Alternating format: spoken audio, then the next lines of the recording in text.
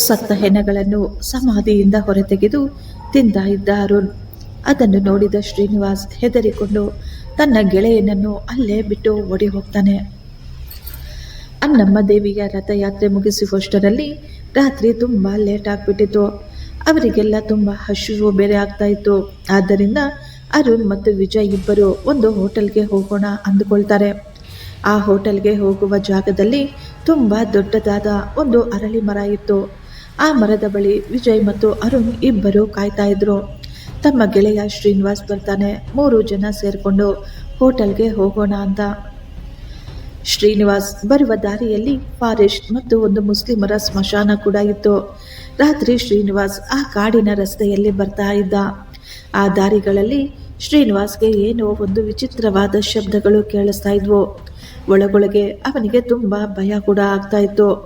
ಅವನು ಅಂದುಕೊಳ್ತಾನೆ, ಯಾವುದಾದರೂ ಪ್ರಾಣಿಗಳು ಕೂಗ್ತಾ ಇರಬಹುದೇನೋ, ಇದರ ಬಗ್ಗೆ ಹೆಚ್ಚಾಗಿ ಯೋಚಿಸುವುದು ಬೇಡ ಅಂದುಕೊಂಡು ಅವನು ಜೋರಾಗಿ ಗಾಡಿ ಓಡಿಸ್ತಾ ಇದ್ದ.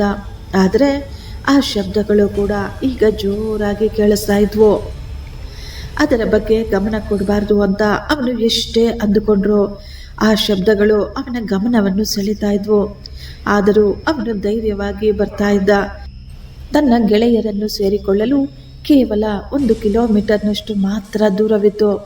ಶ್ರೀನಿವಾಸ್ ಅಂದುಕೊಳ್ತಾನೆ, ನಾನು ಬೇಗ ನನ್ನ ಗೆಳೆಯರ ಬಳಿ ಹೊರಟು ಹೋಗ್ತೀನಿ, ಆಗ ನನಗೆ ಏನೂ ಆಗೋದಿಲ್ಲ ಅಂತ. ಆದರೆ ವಿಧಿ ಬೇರೆಯದ್ದೇ ಆಗಿತ್ತು. ಅಷ್ಟರಲ್ಲೇ ಶ್ರೀನಿವಾಸ್ನ ಬೈಕ್ ಪಂಚರ್ ಆಗುತ್ತೆ. ಆಗ ರಾತ್ರಿ ಸುಮಾರು 1 ಗಂಟೆ ಆಗ್ತಾ ಇತ್ತು. ಆ ಕತ್ತಲ ರಸ್ತೆಗಳಲ್ಲಿ ಮಧ್ಯರಾತ್ರಿ ಶ್ರೀನಿವಾಸ್ ಒಬ್ಬನೇ ನಿಂತುಕೊಂಡಿದ್ದ.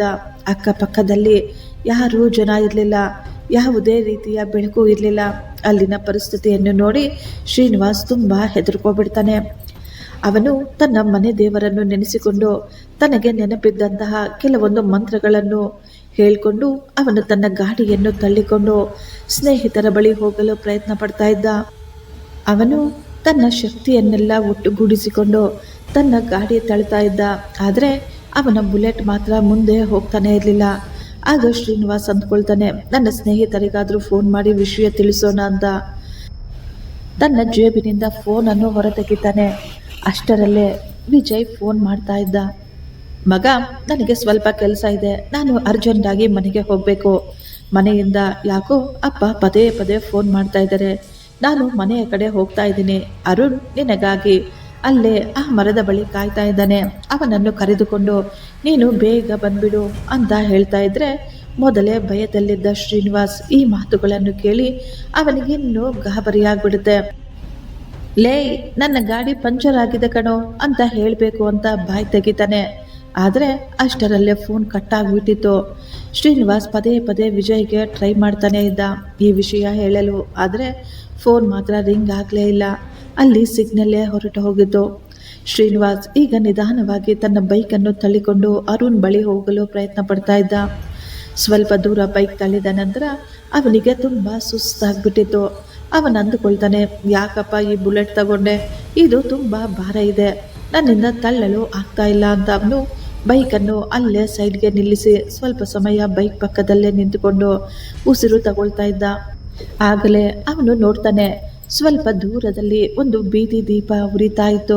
ಅದು ಆನ್ ಆ್ಯಂಡ್ ಆಫ್ ಆಗಿ ಮಿನಿಕ್ ಅಂತಾನೆ ಆಗ್ತಾ ಇತ್ತು. ಶ್ರೀನಿವಾಸ್ ಮತ್ತೆ ತನ್ನ ಮೊಬೈಲನ್ನು ತೆಗೆದುಕೊಂಡು ನೆಟ್ವರ್ಕ್ ನೋಡ್ತಾನೆ. ಈಗಲೂ ಮೊಬೈಲ್ನಲ್ಲಿ ನೆಟ್ವರ್ಕ್ ಇರಲಿಲ್ಲ. ಸರಿ ಬಿಡು, ಇಲ್ಲಿ ಆದರೂ ಲೈಟ್ಗಳಿದ್ದಾವೆ, ಬೇಗ ಇಲ್ಲಿಂದ ಹೊರಟು ಹೋಗ್ತೀನಿ. ಪಾಪ ಅರುಣ್ ನನಗಾಗಿ ಒಬ್ಬನೇ ಕಾಯ್ತಾ ಇರ್ತಾನೆ ಅಂದುಕೊಂಡು ಆ ರೋಡನ್ನು ಕ್ರಾಸ್ ಮಾಡ್ತಾ ಇರಬೇಕಾದ್ರೆ ಅವನು ತಲೆ ಎತ್ತಿ ನೋಡ್ತಾನೆ. ಆ ದೀಪಸ್ತಂಭದ ಕೆಳಗೆ ಬಿಳಿ ಸೀರೆ ಉಟ್ಕೊಂಡು ಯಾರೋ ಒಬ್ಬ ಹೆಂಗಸು ಕುಳಿತುಕೊಂಡಿದ್ಲು. ಆಕೆಯನ್ನು ಅಲ್ಲಿ ಆ ರೀತಿ ನೋಡಿ ಶ್ರೀನಿವಾಸ್ಗೆ ಕೈ ಕಾಲೇ ಆಡಲಿಲ್ಲ. ಅವನು ಗಾಬರಿಯಾಗಿ ಬಾಯಿ ಬಿಟ್ಕೊಂಡು ಆಕೆಯನ್ನೇ ನೋಡ್ತಾ ಇದ್ದ.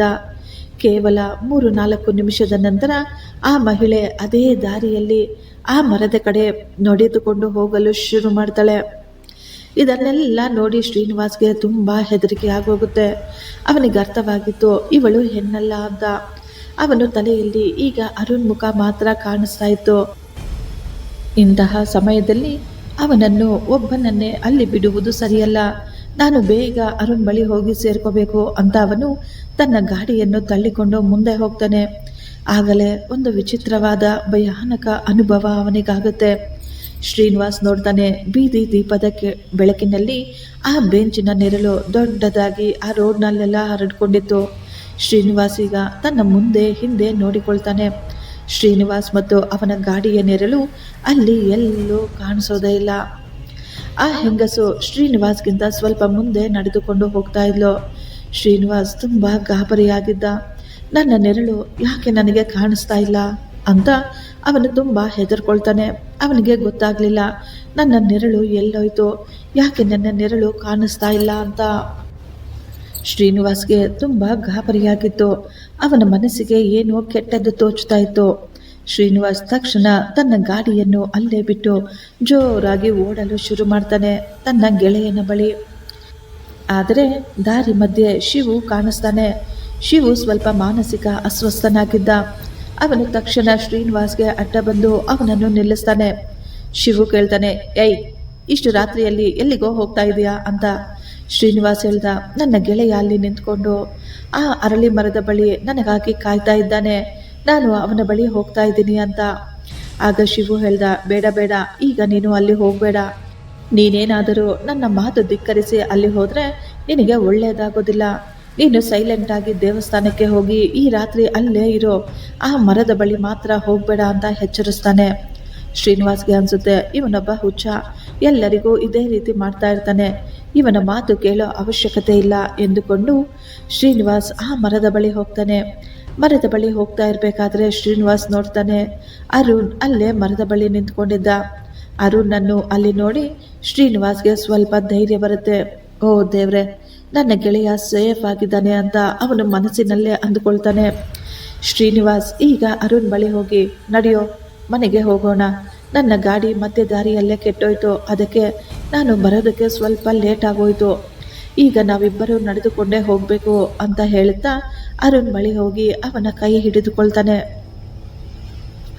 ಆಗ ಅರುಣ್ ಬಗ್ಗಿಸಿದ ತಲೆಯನ್ನು ಎತ್ತಿ ಶ್ರೀನಿವಾಸ್ನನ್ನೇ ನೋಡ್ತಾನೆ ಕೋಪದಿಂದ. ಶ್ರೀನಿವಾಸ್ ಅರುಣನ್ನು ಗಮನಿಸ್ತಾನೆ. ಅರುಣ್ ಕಣ್ಣುಗಳು ಕೆಂಪಗಾಗಿದ್ವು, ಆದರೆ ಅವನು ಕೋಪವಾಗಿ ಮಾತನಾಡಲಿಲ್ಲ. ಅವನು ತುಂಬ ಶಾಂತವಾಗಿ ಹೇಳ್ತಾ ಇದ್ದ, ಸರಿ ಬಿಡು, ನಿನ್ನ ಗಾಡಿ ಅಲ್ಲೇ ಇರಲಿ, ನಾವು ಬೇರೆ ರಸ್ತೆಯಲ್ಲಿ ಹೋಗೋಣ ಬಾ, ನಾನು ನಿನ್ನನ್ನು ಕರೆದುಕೊಂಡು ಹೋಗ್ತೀನಿ ಅಂತ ಹೇಳ್ತಾನೆ. ಶ್ರೀನಿವಾಸ್ ಮತ್ತು ಅರುಣ್ ಇಬ್ಬರು ಆ ಕಾಲು ದಾರಿಯಲ್ಲಿ ನಡೆಯಲು ಶುರು ಮಾಡ್ತಾರೆ. ಆಗಲೇ ಶ್ರೀನಿವಾಸ್ಗನ್ಸುತ್ತೆ, ಇವನು ಯಾಕೆ ಈ ರೋಡಿನಲ್ಲಿ ಕರ್ಕೊಬರ್ತಾ ಇದ್ದಾನೆ, ಈ ದಾರಿಯಲ್ಲಿ ಹೋದರೆ ತುಂಬ ದೂರ ಹೋಗಬೇಕಾಗುತ್ತೆ, ಇದು ತುಂಬ ಸುತ್ತಿ ಹಾಕಿಕೊಂಡು ಹೋಗುವಂತಹ ರೋಡ್ ಅಂತ. ಆದರೆ ಶ್ರೀನಿವಾಸ್ ಏನೂ ಹೇಳಲಿಲ್ಲ, ಅವನು ಸೈಲೆಂಟಾಗಿ ನಡೀತಾ ಇದ್ದ. ಆಗಲೇ ಶ್ರೀನಿವಾಸ್ಗೆ ಅನಿಸುತ್ತೆ, ಕೇವಲ ನಾನು ನಡೀತಾ ಇರುವ ಶಬ್ದ ಮಾತ್ರ ಕೇಳಿಸ್ತಾ ಇದೆಯಲ್ಲ, ಇವನು ನಡೀತಾ ಇರುವ ಶಬ್ದ ಯಾಕೆ ಕೇಳಿಸ್ತಾ ಇಲ್ಲ ಅಂದುಕೊಳ್ತಾನೆ. ಆಗ ಶ್ರೀನಿವಾಸ್ ಮಾತನಾಡಲು ಶುರು ಮಾಡ್ತಾನೆ. ಸೈಲೆಂಟಾಗಿ ನಡೆದುಕೊಂಡು ಹೋಗೋದಕ್ಕೆ ಅವನಿಗೆ ತುಂಬ ಹೆದರಿಕೆ ಆಗ್ತಾ ಇರುತ್ತೆ. ಮಗ, ನಿನಗೆ ನನ್ನ ಮೇಲೆ ಕೋಪ ಇಲ್ಲ ತಾನೆ? ನನ್ನ ಗಾಡಿ ಪಂಚರ್ ಆಗಿ ನಾನು ಬರಲು ಎಷ್ಟೊಂದು ಟೈಮ್ ಆಗೋಯ್ತು, ಇಷ್ಟಕ್ಕೂ ನೀವೆಲ್ಲ ಏನು ತಿಂದ್ರಿ? ನೀನು ಯಾಕೆ ಅವನ ಜೊತೆ ಮನೆಗೆ ಹೋಗದೆ ನನಗಾಗಿ ಇಲ್ಲೇ ಕಾಯ್ತಾ ಇದೀಯಾ ಅಂತ ಕೇಳ್ತಾನೆ. ಆದರೆ ಅರುಣ್ ಮಾತ್ರ ಯಾವುದೇ ಪ್ರಶ್ನೆಗೂ ಉತ್ತರ ಕೊಡಲಿಲ್ಲ. ದಾರಿಯುದ್ದಕ್ಕೂ ಶ್ರೀನಿವಾಸ್ ಮಾತಾಡ್ತಾನೇ ಇದ್ದ. ಅರುಣ್ ಮಾತ್ರ ಏನು ಮಾತನಾಡದೆ ಸೈಲೆಂಟಾಗಿ ನಡ್ಕೊ ಬರ್ತಾ ಇದ್ದ. ಶ್ರೀನಿವಾಸ್ ಬೇಜಾರು ಮಾಡ್ಕೊಂಡು ಕೇಳ್ತಾನೆ, ಏನಾಯ್ತು ನಿನಗೆ? ಯಾವಾಗಲೂ ವಟ ವಟ ಅಂತ ಮಾತಾಡೋ ನೀನು ಈಗ ಯಾಕೋ ಸೈಲೆಂಟಾಗಿ ಬರ್ತಾ ಇದೆಯಾ ಅಂತ ಕೇಳುತ್ತಾ ಅರುಣ್ ಕಡೆ ತಿರುಗಿ ನೋಡಿದಾಗ ಅರುಣ್ ಜೋರಾಗಿ ನಗ್ತಾನೆ. ಅವನ ನಗು ತುಂಬ ವಿಚಿತ್ರವಾಗಿತ್ತು. ಅವನ ಬಾಯಿಂದ ಹೆಂಗಸಿನ ಧ್ವನಿ ಕೇಳಿಸ್ತಾ ಇತ್ತು. ನಗುತ್ತಾ, ಇವನು ನಿನ್ನ ಗೆಳೆಯ ಅಲ್ವೋ ಅಂತ ಹೇಳ್ತಾ ಇತ್ತು ಆ ಧ್ವನಿ. ಶ್ರೀನಿವಾಸ್ಗೆ ತುಂಬ ಗಾಬರಿ ಮತ್ತು ಭಯ ಕೂಡ ಆಗ್ತಾ ಇತ್ತು. ಆದರೆ ಅವನು ತನ್ನನ್ನು ತಾನು ಸಂಭಾಳಿಸಿಕೊಳ್ಳುತ್ತಾ ಹೇಳ್ತಾನೆ, ಮಗ, ಏನು ವಿಚಿತ್ರವಾಗಿ ಮಾತಾಡ್ತಾ ಇದೀಯಾ, ಏನಾಯಿತು ನಿನಗೆ ಅಂತ ಬೈಯೋದಕ್ಕೆ ಶುರು ಮಾಡ್ತಾನೆ. ಆಗಲೇ ಅರುಣ್ ಕೋಪವಾಗಿ ಜೋರಾಗಿ ಕೂಗಾಡಿ ಅಲ್ಲೇ ಪಕ್ಕದಲ್ಲಿ ಇದ್ದ ಸ್ಮಶಾನದ ಒಳಗೆ ಓಡ ಹೋಗ್ತಾನೆ. ಇವನು ಯಾಕೆ ಈ ರೀತಿ ಮಾಡ್ತಾ ಇದ್ದಾನೆ ಅಂದುಕೊಂಡು ಶ್ರೀನಿವಾಸ್ ಕೂಡ ಸ್ಮಶಾನದ ಒಳಗೆ ಓಡಿ ಹೋಗ್ತಾನೆ. ಒಬ್ಬರ ಹಿಂದೆ ಒಬ್ಬರು ಓಡ್ತಾ ಇದ್ರು. ಸ್ವಲ್ಪ ಸಮಯದಲ್ಲಿಯೇ ಶ್ರೀನಿವಾಸ್ ಗಾಬರಿಯಾಗಿ ನಿಂತ್ಕೊಬಿಟ್ಟ. ಯಾಕಂದರೆ ಅರುಣ್ ಕೂಡ ಅಲ್ಲಿ ನಿಂತು ಬಿಳಿ ಸೀರೆಯುಟ್ಟಿದ್ದ ಆ ಮಹಿಳೆಯ ಜೊತೆ ಮಾತನಾಡ್ತಾ ಇದ್ದ. ಶ್ರೀನಿವಾಸ್ ಅಂದ್ಕೊಳ್ತಾನೆ, ಇಲ್ಲಿ ಏನೋ ತೊಂದರೆ ಇದೆ, ನಾನು ತಕ್ಷಣ ಇಲ್ಲಿಂದ ಓಡಿ ಹೋಗಬೇಕು, ಇಲ್ದಿದ್ರೆ ಇವರಿಬ್ಬರೂ ಸೇರಿಕೊಂಡು ನನ್ನನ್ನು ಜೀವಂತವಾಗಿ ಬಿಡೋದಿಲ್ಲ ಅಂತ ಅಂದುಕೊಳ್ತಾನೆ. ಅವನು ಈಗ ಹೆದರಿ ತಿರುಗಿ ಓಡಿ ಹೋಗಲು ಶುರು ಮಾಡ್ತಾನೆ. ಆದರೆ ಅವನಿಂದ ಓಡಲು ಆಗ್ತಾನೇ ಇರಲಿಲ್ಲ. ಅವನಿಗೆ ತುಂಬ ಸುಸ್ತಾಗ್ತಾ ಇತ್ತು. ಶ್ರೀನಿವಾಸ್ಗೆ ಈಗ ಉಸಿರಾಡಲು ಕೂಡ ಆಗ್ತಾ ಇರಲಿಲ್ಲ. ಅವನು ಅಲ್ಲೇ ನಿಂತು ಜೋರಾಗಿ ಉಸಿರು ತಗೊಳ್ತಾ ಇದ್ದ. ಅವನು ಈಗ ತನ್ನ ಶಕ್ತಿಯನ್ನೆಲ್ಲ ಒಟ್ಟುಗೂಡಿಸ್ಕೊಳ್ತಾ ಇದ್ದ. ಇನ್ನೇನು ಓಡಬೇಕು ಅನ್ನುವಷ್ಟರಲ್ಲಿ ತಲೆ ಎತ್ತಿ ಮುಂದೆ ನೋಡಿದಾಗ ಅವನ ಮುಂದೆ ಅರುಣ್ ನಿಂತುಕೊಂಡಿದ್ದ. ಶ್ರೀನಿವಾಸ್ ಈಗ ಅರುಣನ್ನು ಕೇಳ್ಕೊಳ್ತಾನೆ, ಮಗ, ನನ್ನನ್ನು ಬಿಟ್ಬಿಡು, ದಯವಿಟ್ಟು ನನ್ನನ್ನು ಕಾಪಾಡೋ, ನನ್ನನ್ನು ನಮ್ಮ ಮನೆಗೆ ಕರೆದುಕೊಂಡು ಹೋಗೋ, ನನಗೆ ಈ ಜಾಗ ಸರಿ ಅನ್ನಿಸ್ತಾ ಇಲ್ಲ ಅಂತ ಕೇಳ್ಕೊಳ್ತಾ ಇದ್ದ. ಅರುಣ್ ಮಾತನಾಡ್ತಾನೆ. ಆದರೆ ಅವನ ಬಾಯಿಂದ ಯಾವುದೋ ಹೆಂಗಸಿನ ಧ್ವನಿ ಕೇಳಿಸ್ತಾ ಇತ್ತು. ಅವನು ಹೇಳ್ತಾ ಇದ್ದ, ನನ್ನಿಂದ ನಿನ್ನನ್ನು ಕಾಪಾಡೋದಕ್ಕೆ ಯಾರಿಂದಲೂ ಸಾಧ್ಯವಾಗೋದಿಲ್ಲ, ನಿನ್ನನ್ನು ನನ್ನ ಜೊತೆ ಕರ್ಕೊಂಡು ಹೋಗ್ತೀನಿ ಅಂತ. ಶ್ರೀನಿವಾಸ್ಗೆ ಏನು ಮಾಡಬೇಕೋ ಅರ್ಥ ಆಗಲಿಲ್ಲ. ಅವನು ಹಿಂದೆ ಆ ಹೆಂಗಸು ನಿಂತ್ಕೊಂಡಿದ್ಲು, ಮುಂದೆ ಅರುಣ್ ನಿಂತ್ಕೊಂಡಿದ್ದ. ಅವನ ಮೈಯಲ್ಲಿ ಬೇರೆ ಅವರು ಮಾತಾಡ್ತಾ ಇದ್ರು. ಹಿಂದೆ ಹೋಗಲಾಗದೆ ಮುಂದೆ ಹೋಗಲಾಗದೆ ಅವನು ತುಂಬ ಗಾಬರಿಯಾಗಿ ಯೋಚಿಸ್ತಾ ಇದ್ದ. ದೇವ್ರೆ, ಈಗ ನಾನು ಏನು ಮಾಡಬೇಕು ಅಂತ. ಆಗಲೇ ಶ್ರೀನಿವಾಸ್ಗೆ ಒಂದು ಸಣ್ಣ ಮಣ್ಣಿನ ಕಾಲ್ದಾರಿ ಕಾಣಿಸುತ್ತೆ. ಶ್ರೀನಿವಾಸ್ ತಕ್ಷಣ ಆ ದಾರಿಯಲ್ಲಿ ಜೋರಾಗಿ ಓಡಲು ಶುರು ಮಾಡ್ತಾನೆ. ಎಷ್ಟೇ ಓಡ್ತಾ ಇದ್ರು ಅವನಿಗೆ ಮುಂದೆ ದಾರಿ ಕಾಣಿಸ್ತಾ ಇರಲಿಲ್ಲ. ಶ್ರೀನಿವಾಸ್ ಈಗ ತನ್ನ ಮೊಬೈಲ್ ತಗೊಂಡು ಯಾರಿಗಾದರೂ ಸಹಾಯ ಕೇಳೋಣ ಅಂತ ಫೋನ್ ಮಾಡೋಕ್ಕೆ ಪ್ರಯತ್ನ ಪಡ್ತಾನೆ. ಆದರೆ ಅವನ ಮೊಬೈಲ್ನಲ್ಲಿ ಸಿಗ್ನಲ್ ಕೂಡ ಇರಲಿಲ್ಲ. ಅವನಿಗೆ ತುಂಬ ಸುಸ್ತಾಗೋಗುತ್ತೆ. ಅವನು ದೇವರನ್ನು ನೆನೆಸಿಕೊಳ್ಳುತ್ತಾ ಅದೇ ರೋಡ್ನಲ್ಲಿ ಓಡ್ತಾನೆ ಇದ್ದ. ಅವನು ಮುಂದೆ ಓಡ್ತಾ ಇದ್ದ. ಆದರೆ ಅವನು ಹೋಗಿ ಸೇರಿದ್ದು ಮಾತ್ರ ಅದೇ ಮುಸ್ಲಿಮರ ಸ್ಮಶಾನಕ್ಕೆ. ಆಗ ಸಮಯ ಸುಮಾರು 3:30 ಆಗಿತ್ತು. ಶ್ರೀನಿವಾಸ್ಗೆ ಅನ್ನಿಸ್ತಾ ಇತ್ತು, ಇದೇ ನನ್ನ ಕೊನೆಯ ರಾತ್ರಿ, ನಾನು ಇನ್ನೂ ಜೀವಂತವಾಗಿ ಉಳಿಯೋದಿಲ್ಲ ಅಂತ. ಆಗ ಸ್ಮಶಾನದಲ್ಲಿ ಏನೋ ತಿನ್ನುತ್ತಿರುವ ಹಗೀತಾ ಇರುವ ಶಬ್ದಗಳು ಭಯಾನಕವಾಗಿ ಕೇಳಿಸ್ತಾ ಇದ್ವು. ಎಲ್ಲಿಂದ ಬರ್ತಾ ಇದೆ ಶಬ್ದ, ಇದು ಏನು ಶಬ್ದ ಅಂತ ಸುತ್ತಲೂ ನೋಡ್ತಾನೆ.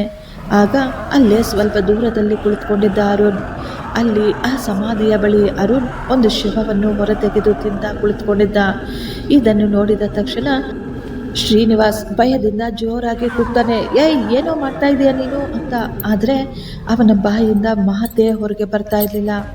ಅಷ್ಟರಲ್ಲೇ ಅವನ ಮೂಗಿನಿಂದ ಬಾಯಿನಿಂದ ರಕ್ತ ಸುರಿಯಲು ಶುರುವಾಗಿತ್ತು. ಅವನು ಅಲ್ಲೇ ಕುಸಿದು ಕೆಳಗೆ ಬೀಳ್ತಾನೆ. ನನ್ನ ಜೊತೆ ಇದೆಲ್ಲ ಏನಾಗ್ತಿದೆ ಅಂತ ಕೆಳಗೆ ಬಿದ್ದು ಅವನು ದೇವರನ್ನು ನೆನೆಸ್ಕೊಳ್ತಾ ಇದ್ದ.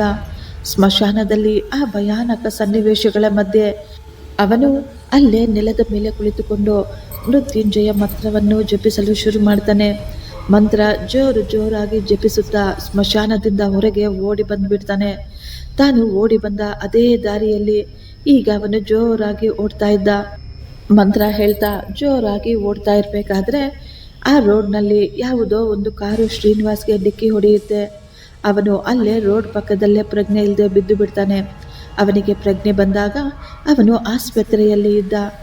ಸುಮಾರು 3 ದಿನಗಳ ನಂತರ ಶ್ರೀನಿವಾಸ್ಗೆ ಪ್ರಜ್ಞೆ ಬಂದಿತ್ತು. 3 ದಿನ ಪ್ರಜ್ಞೆ ಇಲ್ಲದೆ ಶ್ರೀನಿವಾಸ್ ಆಸ್ಪತ್ರೆಯಲ್ಲಿ ಬಿದ್ದಿದ್ದ. ಅವನಿಗೆ ಪ್ರಜ್ಞೆ ಬಂದ ತಕ್ಷಣ ಅವನು ಮೊಬೈಲ್ ತೆಗೆದುಕೊಂಡು ತನ್ನ ಗೆಳೆಯನಿಗೆ ಫೋನ್ ಮಾಡ್ತಾನೆ. ವಿಜಯ್, ಅರುಣ್ ಎಲ್ಲಿದ್ದಾನೆ, ಅವನು ಹೇಗಿದ್ದಾನೆ ಅಂತ ಗಾಬರಿಯಾಗಿ ಕೇಳ್ತಾನೆ. ವಿಜಯ್ ತುಂಬ ಬೇಸರದಲ್ಲೇ ಹೇಳ್ದ, ಗೊತ್ತಿಲ್ಲ ಮಗ, ಆ ರಾತ್ರಿಯಿಂದ ಅರುಣ್ ಮನೆಗೆ ಬಂದೇ ಇಲ್ಲ.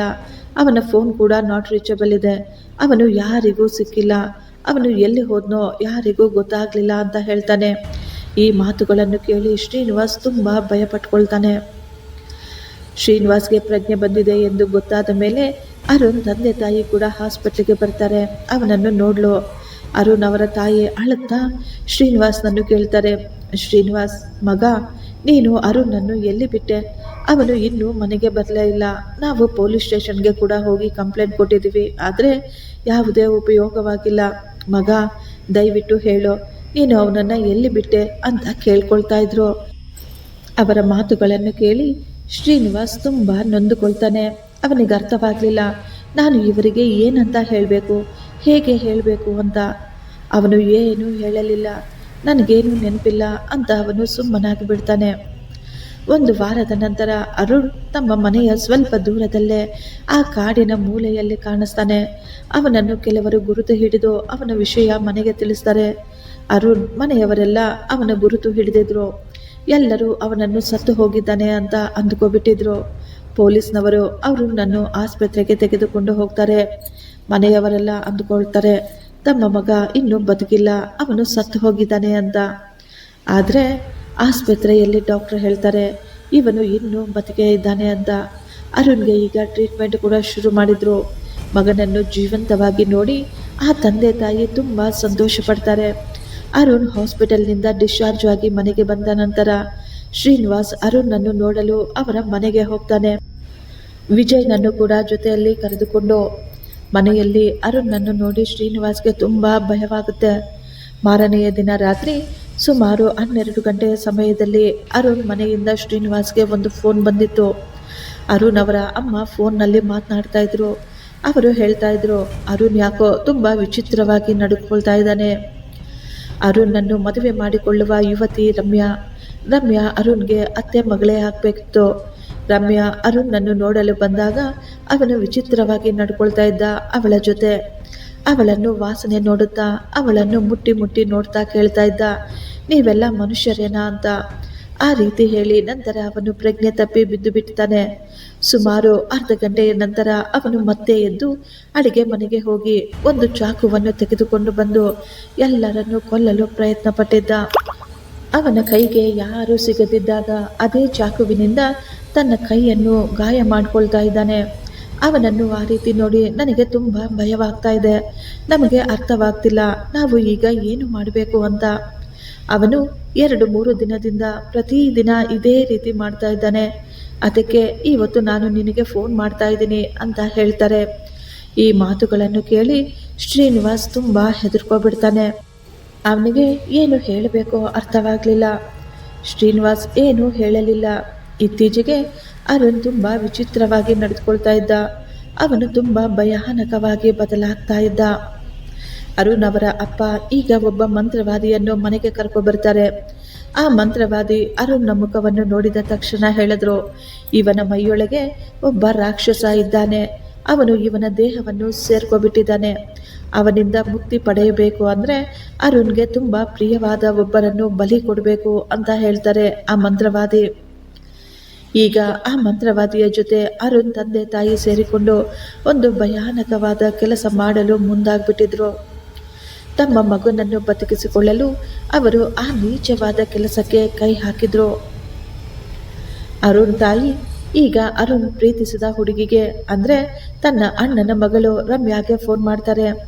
ರಮ್ಯಾ, ಪೂಜಾರಿಗಳು ನಮ್ಮ ಮನೆಗೆ ಬಂದಿದ್ದಾರಮ್ಮ, ಪೂಜೆ ಮಾಡಬೇಕು ಅಂತ. ಆ ಪೂಜೆ ಮಾಡಿದರೆ ಅರುಣ್ ಪೂರ್ತಿಯಾಗಿ ವಾಸಿಯಾಗ್ತಾನೆ ಅಂತ ಅವರು ಹೇಳಿದ್ದಾರೆ ಅಂತ ರಮ್ಯಾಗೆ ಹೇಳ್ತಾರೆ. ಈ ಪೂಜೆಯಲ್ಲಿ ಅವನಿಗೆ ತುಂಬ ಇಷ್ಟವಾದ ಅವನು ಪ್ರೀತಿಸುವ ಜನ ಕೂಡ ಅವನ ಜೊತೆ ಇರಬೇಕು ಅಂತ ಅವರು ಹೇಳ್ತಾ ಇದ್ರು. ಅರುಣ್ ಕೂಡ ಹೇಳ್ತಾ ಇದ್ದ ನಾನು ರಮ್ಯಾ ಜೊತೆ ಕುಳಿತುಕೊಂಡು ಪೂಜೆ ಮಾಡ್ತೀನಿ ಅಂತ. ಆದ್ದರಿಂದ ಪ್ಲೀಸ್ ಅಮ್ಮ, ಒಂದೇ ಒಂದು ಸಲ ನೀನು ಬಂದು ಅವನ ಜೊತೆ ಸೇರಿ ಪೂಜೆ ಮಾಡು, ಆಮೇಲೆ ಎಲ್ಲ ಸರಿ ಹೋಗುತ್ತೆ ಅಂತ ಹೇಳ್ತಾರೆ. ಆಗ ರಮ್ಯಾ ಕೂಡ ಹೇಳ್ತಾಳೆ ನಾನು ಬಂದು ಪೂಜೆಯಲ್ಲಿ ಅವನ ಜೊತೆ ಕುಳಿತುಕೊಂಡ್ರೆ ಅವನು ಮೊದಲಿನಂತೆ ಆಗ್ತಾನೆ ಅಂದರೆ ನಾನು ಖಂಡಿತ ಬರ್ತೀನಿ ಅತ್ತೆ, ಪೂಜೆಯ ಸಮಯಕ್ಕೆ ಸರಿಯಾಗಿ ನಾನು ಬರ್ತೀನಿ ಅಂತ ಹೇಳ್ತಾಳೆ. ಆದರೆ ಅರುಣ್ ಮನೆಗೆ ಹೋಗುವ ಮುಂಚೆ ರಮ್ಯಾ ಶ್ರೀನಿವಾಸ್ ಮತ್ತು ವಿಜಯ್ಗೆ ಫೋನ್ ಮಾಡಿ ಎಲ್ಲ ಮಾತುಗಳನ್ನು ಹೇಳ್ತಾಳೆ. ಈಗ 3 ಜನ ಸ್ನೇಹಿತರು ಅರುಣ್ ಮನೆಗೆ ಹೋಗಿದ್ರು. ಅರುಣ್ ಮನೆಯಲ್ಲಿ ಆ ಮಂತ್ರವಾದಿ ಹಾಲಿನಲ್ಲಿ ದೊಡ್ಡದಾದ ಒಂದು ಸರ್ಕಲ್ ಮಾಡಿದ್ದ. ತುಂಬ ದೊಡ್ಡ ರಂಗೋಲಿ ಹಾಕ್ಸಿದ್ದ. ಆ ಸರ್ಕಲ್ನಲ್ಲಿ ಈಗ ರಮ್ಯಾನು ಕೂರಿಸಿ ಒಂದು ಪೂಜೆ ಶುರು ಮಾಡ್ತಾರೆ. ಕೇವಲ ಸ್ವಲ್ಪ ಸಮಯದಲ್ಲೇ ರಮ್ಯಾ ಪ್ರಜ್ಞೆ ತಪ್ಪಿ ಅಲ್ಲೇ ಬಿದ್ದು ಹೋಗ್ತಾಳೆ. ಶ್ರೀನಿವಾಸ್ ಇದನ್ನೆಲ್ಲ ನೋಡ್ತಾ ಇದ್ದ. ರಮ್ಯಾ ಈಗ ಉಸಿರಾಡ್ತಾ ಇರಲಿಲ್ಲ, ಅವಳ ಉಸಿರು ನಿಂತು ಹೋಗಿತ್ತು. ಇದೆಲ್ಲ ನೋಡಿ ಶ್ರೀನಿವಾಸ್ ಮತ್ತು ವಿಜಯ್ ಇಬ್ಬರು ತುಂಬ ಭಯ ಪಟ್ಕೊಳ್ತಾರೆ. ಶ್ರೀನಿವಾಸ್ ತುಂಬ ಹೆದರಿಕೊಂಡು ತಕ್ಷಣ ಅಲ್ಲಿಂದ ಓಡಿ ಹೋಗ್ತಾನೆ. ವಿಜಯ್ ಮಾತ್ರ ಅಲ್ಲೇ ಕುಳಿತುಕೊಂಡಿದ್ದ ಪೂಜೆ ಮುಗಿಯುವವರೆಗೂ. ಮುಂದೆ ಏನಾಗುತ್ತೋ ನೋಡೋಣ ಅಂತ ವಿಜಯ್ ನೋಡ್ತಾನೆ ಇದ್ದ. ಆ ಮಂತ್ರವಾದಿ ಅಲ್ಲಿ ಒಂದು ಯಜ್ಞವನ್ನು ಮಾಡಿ ಪೂಜೆ ಮಾಡ್ತಾ ಇರಬೇಕಾದ್ರೆ ರಮ್ಯಾಳ ಮೈಯೊಳಗಿಂದ ಅವಳ ಆತ್ಮ ಹೊರಬಂದಿತ್ತು. ಅವಳ ಆತ್ಮ ಜೋರಾಗಿ ಕೂಗ್ತಾ ಇತ್ತು, ನನ್ನನ್ನು ಮೋಸ ಮಾಡಿದ್ದೀರಾ, ನಾನು ಯಾರನ್ನು ಬಿಡೋದಿಲ್ಲ, ಎಲ್ಲರನ್ನು ಕೊಂದು ಹಾಕ್ತೀನಿ ಅಂತ ಹೇಳ್ತಾ ಇದ್ಲು. ಆ ಮಂತ್ರವಾದಿ ಅವರ ಸಿದ್ಧಿಯಿಂದ, ಅವರ ಶಕ್ತಿಯಿಂದ ರಮ್ಯಾಳ ಆತ್ಮವನ್ನು ಅರುಣ್ ಮೈಯೊಳಗೆ ಈಗ ಸೇರಿಸ್ಬಿಡ್ತಾನೆ. ರಮ್ಯಾಳ ಆತ್ಮ ಅರುಣ್ ದೇಹವನ್ನು ಸೇರಿದ ತಕ್ಷಣ ಅವನು ತುಂಬ ಒದ್ದಾಡ್ತಾ ಇದ್ದ, ಅವನು ತುಂಬ ಕಷ್ಟಪಡ್ತಾ ಇದ್ದ. ಈಗ ಆ ಮಂತ್ರವಾದಿಗಳು ತಮ್ಮ ಪೂಜೆಯನ್ನು ಪೂರ್ತಿ ಮಾಡಿಕೊಂಡು ಅಲ್ಲಿಂದ ಹೊರಟು ಹೋಗ್ತಾರೆ. ನಂತರ ಈಗ ಎಲ್ಲವೂ ನಾರ್ಮಲ್ ಆಗೋಗುತ್ತೆ. ಆದರೆ ಕೆಲವು ದಿನಗಳ ನಂತರ ಅರುಣ್ ಆರೋಗ್ಯ ತುಂಬ ಕೆಟ್ಟೋಗುತ್ತೆ. ಒಂದು ದಿನ ಸಾಯಂಕಾಲ ಅವನು ತನ್ನ ಗೆಳೆಯರಿಗೆ ಫೋನ್ ಮಾಡ್ತಾನೆ. ಎಲ್ಲರೂ ಕಾನ್ಫರೆನ್ಸ್ ಕಾಲ್ನಲ್ಲಿದ್ದರು. ಅರುಣ್ ಹೇಳ್ತಾನೆ, ರಮ್ಯಾ ಮತ್ತು ಆ ರಾಕ್ಷಸ ಇಬ್ಬರು ಸೇರಿಕೊಂಡು ಎಲ್ಲರನ್ನೂ ಕೊಂದು ಹಾಕ್ತಾರೆ ಮಗ. ಅವರು ಯಾರನ್ನೂ ಬಿಡೋದಿಲ್ಲ. ನೀವು ಮಾತ್ರ ಯಾವುದೇ ಕಾರಣಕ್ಕೂ ನಮ್ಮ ಮನೆಗೆ ಬರಬೇಡಿ. ಒಂದು ವೇಳೆ ನೀವೇನಾದರೂ ಬಂದರೆ ಅವರು ನಿಮ್ಮನ್ನು ಕೂಡ ಸಾಯಿಸ್ತಾರೆ, ನೀವು ಕೂಡ ಸತ್ತು ಹೋಗ್ತೀರಾ ಅಂತ ಹೇಳ್ತಾನೆ. ಹೇಳುತ್ತಲೇ ಅವನು ಜೋರಾಗಿ ವಿಚಿತ್ರವಾಗಿ ನಗಲು ಶುರು ಮಾಡ್ತಾನೆ. ಅವನ ನಗುವಿನಲ್ಲಿ ಸುಮಾರು 4 ಜನರ ಧ್ವನಿ ಕೇಳಿಸ್ತಾ ಇತ್ತು. ವಿಜಯ್ ತಕ್ಷಣ ಫೋನನ್ನು ಕಟ್ ಮಾಡಿ ತನ್ನ ಗಾಡಿ ತೆಗೆದುಕೊಂಡು ಅರುಣ್ ಮನೆಗೆ ಬರ್ತಾನೆ. ಅಲ್ಲಿ ವಿಜಯ್ ನೋಡ್ತಾನೆ, ಅರುಣ್ ತಮ್ಮ ಮನೆಯ ಮಾಡಿ ಮೇಲೆ ಪೂರ್ತಿ ಮೇಲೆ ವಾಟರ್ ಟ್ಯಾಂಕ್ ಮೇಲೆ ನಿಂತುಕೊಂಡಿದ್ದ. ಅವನು ಅಲ್ಲಿಂದ ವಿಜಯ್ನನ್ನೇ ನೋಡಿ ನಗುತ್ತಾ ಮೇಲಿನಿಂದ ಹಾರೇ ಬಿಡ್ತಾನೆ. ಅಲ್ಲೇ ಆ ಕ್ಷಣದಲ್ಲೇ ಕೆಳಗೆ ಬಿದ್ದು ಅರುಣ್ ಸತ್ತು ಹೋಗಿದ್ದ. ಅದೇ ಸಮಯದಲ್ಲಿ ಅರುಣ್ ಮನೆಯಲ್ಲಿಂದ ಜೋರಾಗಿ ಕಿರುಚುತ್ತಾ ಇದ್ದ ಶಬ್ದಗಳು ಕೇಳಿಸ್ತಾ ಇದ್ವು. ಎಲ್ಲರೂ ಓಡಿ ಹೋಗಿ ಏನಾಯ್ತು ಅಂತ ನೋಡೋದಕ್ಕೆ ಟ್ರೈ ಮಾಡ್ತಾರೆ. ಆಗಲೇ ಬಾತ್ರೂಮಿನಲ್ಲಿ ಅರುಣ್ ಅವರ ತಂಗಿ ಕೂಡ ಸತ್ತು ಬಿದ್ದಿದ್ಲು. ತಮ್ಮ 2 ಮಕ್ಕಳನ್ನು ಕಳೆದುಕೊಂಡು ಅರುಣ್ ತಂದೆ ತಾಯಿ ಮಂತ್ರವಾದಿಯನ್ನು ಹುಡುಕಾಡ್ತಾರೆ. ಆತ ಸಿಗದಿದ್ದಾಗ ಒಬ್ಬ ಪಂಡಿತರನ್ನು ತಮ್ಮ ಮನೆಗೆ ಕರೆದುಕೊಂಡು ಬರ್ತಾರೆ. ಅವರಿಗೆ ಎಲ್ಲವನ್ನು ಹೇಳಿ ಆ ಮನೆಯಲ್ಲಿ ಪೂಜೆ ಮಂತ್ರ ಹೋಮಗಳನ್ನು ಮಾಡಿಸ್ತಾರೆ. ಆಗ ಆ ಪಂಡಿತರು ಹೇಳ್ತಾರೆ, ನೀವು ಕರೆಸಿದ ಮಂತ್ರವಾದಿ ಅವನು ಈಗ ಬದುಕಿಲ್ಲ, ಅವನು ಸತ್ತು ಹೋಗಿದ್ದಾನೆ. ಅವನಿಂದ ಆ ರಾಕ್ಷಸನನ್ನು ಸೋಲಿಸಲು, ಅವನನ್ನು ವಶಪಡಿಸಿಕೊಳ್ಳಲು ಸಾಧ್ಯವಾಗಲಿಲ್ಲ. ಆ ಮಂತ್ರವಾದಿಗೆ ಆ ದಿನನೇ ಗೊತ್ತಾಗ್ಬಿಟ್ಟಿತ್ತು, ಆ ಬ್ರಹ್ಮ ರಾಕ್ಷಸ ನನ್ನನ್ನು ಕೂಡ ಕೊಂದು ಹಾಕ್ತಾನೆ ಅಂತ. ಆ ಸಮಯದಲ್ಲೇ ಆ ಮಂತ್ರವಾದಿ ಮತ್ತು ಬ್ರಹ್ಮ ರಾಕ್ಷಸನ ಮಧ್ಯೆ ಒಂದು ಒಪ್ಪಂದ ಮಾಡಿಕೊಂಡಿದ್ರು. ಆ ರಾಕ್ಷಸ ಹೇಳಿದ್ದ, ನೀನು ನನಗೆ ರಕ್ತವನ್ನು ತಂದುಕೊಟ್ರೆ ನಾನು ನಿನ್ನನ್ನು ಜೀವಂತವಾಗಿ ಬಿಡ್ತೀನಿ ಅಂತ. ಆದ್ದರಿಂದಲೇ ಆ ಮಂತ್ರವಾದಿ ಅಮಾಯಕ ಹೆಣ್ಣು ಮಗು ಅವಳನ್ನು ಇಲ್ಲಿಗೆ ಕರೆಸಿ ಮೋಸದಿಂದ ಆಕೆಯನ್ನು ಬಲಿ ಕೊಟ್ಟಿದ್ದು. ನಂತರ ಆ ಮಂತ್ರವಾದಿ ಮತ್ತು ಬ್ರಹ್ಮ ರಾಕ್ಷಸನ ನಡುವೆ ಭಯಾನಕ ಸಂಘರ್ಷ ಶುರುವಾಗಿತ್ತು ಎಂದು ಪಂಡಿತರು ಹೇಳಿದರು. ಮಂತ್ರವಾದಿ ತನ್ನ ಶಕ್ತಿಯಿಂದ ಆ ರಾಕ್ಷಸನನ್ನು ಹಿಡಿದುಕೊಳ್ಳಲು ಪ್ರಯತ್ನ ಮಾಡಿದ್ದ. ಆದರೆ ಆ ಬ್ರಹ್ಮ ರಾಕ್ಷಸ ಅವನು ತುಂಬಾ ಬಲಿಷ್ಠನಾಗಿದ್ದ. ಕೊನೆಗೆ ಆ ರಾಕ್ಷಸ ಮಂತ್ರವಾದಿಯ ಮೇಲೆಯೇ ತಿರುಗಿ ಬಿದ್ದು ಅದೇ ರಾತ್ರಿ ಆ ಮಂತ್ರವಾದಿ ಸಹ ಸತ್ತು ಹೋದ ಅಂತ ಪಂಡಿತರು ಹೇಳ್ತಾರೆ. ಇದನ್ನು ಕೇಳಿ ಅರುಣ್ ತಂದೆ ತಾಯಿ ತುಂಬಾ ಗಾಬರಿಯಾಗ್ಬಿಡ್ತಾರೆ. ಅವರು ಅಳುತ್ತಾ ಕೇಳ್ತಾರೆ, ಈಗ ನಮ್ಮ ಪರಿಸ್ಥಿತಿ ಏನಾಗುತ್ತೆ? ಆ ರಾಕ್ಷಸ ಇನ್ನೂ ಇಲ್ಲೇ ನಮ್ಮ ಮನೆಯಲ್ಲಿದ್ದಾನ ಅಂತ. ಪಂಡಿತರು ಹೇಳ್ತಾರೆ, ನೀವು ಮಾಡಿದ ತಪ್ಪು ಅದು ತುಂಬಾ ದೊಡ್ಡದು. ಒಬ್ಬ ನಿರಪರಾಧಿ ಹುಡುಗಿಯನ್ನು ಬಲಿ ಕೊಟ್ಟಿದ್ದೀರಾ. ಅವಳ ಆತ್ಮ ಮತ್ತು ಆ ರಾಕ್ಷಸ ಅವರ ಜೊತೆ ನಿಮ್ಮ ಮಕ್ಕಳ ಆತ್ಮಗಳು, ಇನ್ನೂ ಕೆಲವು ಆತ್ಮಗಳು ಈ ಮನೆಯಲ್ಲೇ ಇದ್ದಾವೆ. ಈ ಮನೆ ಶುದ್ಧವಾಗಬೇಕಾದ್ರೆ, ಆ ಆತ್ಮಗಳು ಹೋಗ್ಬೇಕಂದ್ರೆ ತುಂಬಾ ದೊಡ್ಡ ಹೋಮ ಮತ್ತು ಪೂಜೆ ಮಾಡಬೇಕು. ಇಲ್ಲದಿದ್ದರೆ ಈ ಮನೆಯಲ್ಲಿ ಯಾರು ನೆಮ್ಮದಿಯಾಗಿ ಜೀವಂತವಾಗಿರಲು ಸಾಧ್ಯವಿಲ್ಲ ಅಂತ ಹೇಳ್ತಾರೆ. ಆ ಪಂಡಿತರು ಈಗ ಅದೇ ಸ್ಮಶಾನಕ್ಕೆ ಹೋಗಿ ಸುಮಾರು 15 ದಿನಗಳ ಕಾಲ ಅಲ್ಲಿ ಮಂತ್ರ ಪಠನೆಗಳನ್ನು ಮಾಡ್ತಾರೆ. ಆತನ ಜೊತೆ ಆ ಸ್ಮಶಾನದಲ್ಲಿ ಈಗ ಭಯಾನಕವಾದ ಘಟನೆಗಳು ನಡೀತಾ ಇದ್ವು. ಸತ್ತು ಹೋದ ಮನುಷ್ಯರು ಎದ್ದು ಓಡಾಡ್ತಾ ಇರುವ ಹಾಗೆ ಕಾಣಿಸ್ತಾ ಇತ್ತು. ಅಲ್ಲಿರುವ ಆತ್ಮಗಳೆಲ್ಲ ಜೋರಾಗಿ ಕಿರುಚುತ್ತಾ ಇರುವ ಹಾಗೆ ಕೇಳಿಸ್ತಾ ಇತ್ತು. 15 ದಿನಗಳ ಮಂತ್ರ ಪಠನೆಗಳು ಅಲ್ಲಿ ಕೆಲಸ ಮಾಡಲಿಲ್ಲ. ಪಂಡಿತರು ಅಂದುಕೊಂಡ ಕೆಲಸ ಆಗಲಿಲ್ಲ. ಆದ್ದರಿಂದ ಅವರು ಪೂರ್ತಿ 1 ಮಂಡಲಗಳ ಕಾಲ ಸ್ಮಶಾನದಲ್ಲಿ ಮಂತ್ರಗಳನ್ನು ಪಠಿಸಬೇಕಾಯಿತು. ಸುಮಾರು 41 ದಿನ ಸ್ಮಶಾನದಲ್ಲಿ ಯಜ್ಞಗಳನ್ನು ಮಾಡಲಾಯಿತು. ಆ ಆತ್ಮಗಳನ್ನು ಶಾಂತಿ ಮಾಡಲು ಪಂಡಿತರು ಅರುಣ್ ಅವರ ತಂದೆ ತಾಯಿಗೆ ಹೇಳ್ತಾರೆ, ಇನ್ನು ಮುಂದೆ ನಿಮ್ಮ ಪರಿವಾರಕ್ಕೆ ಆ ಆತ್ಮಗಳಿಂದ ಯಾವುದೇ ತೊಂದರೆಯಾಗೋದಿಲ್ಲ ಅಂತ. ಆದರೆ ಅರುಣ್ ತಂದೆ ತಾಯಿ ತಮ್ಮ 2 ಮಕ್ಕಳನ್ನು ಸಹ ಕಳೆದುಕೊಂಡಿದ್ರು. ತಮ್ಮ ಅಣ್ಣನ ಮಗಳನ್ನು ಸಹ ಕಳೆದುಕೊಂಡಿದ್ರು. ಈಗ ಕೇವಲ ಅವರಿಬ್ಬರು ಮಾತ್ರ ಕುಳಿತುಕೊಂಡಿದ್ರು ಒಂಟಿಯಾಗಿ. ಫ್ರೆಂಡ್ಸ್, ಈ ಸ್ಟೋರಿ ನಿಮಗಿಷ್ಟವಾಗಿದ್ದರೆ ಒಂದು ಲೈಕ್ ಮಾಡಿ ಮತ್ತು ನಮ್ಮ ಚಾನಲನ್ನು ಸಬ್ಸ್ಕ್ರೈಬ್ ಮಾಡಿ. ಥ್ಯಾಂಕ್ ಯು, ಧನ್ಯವಾದಗಳು.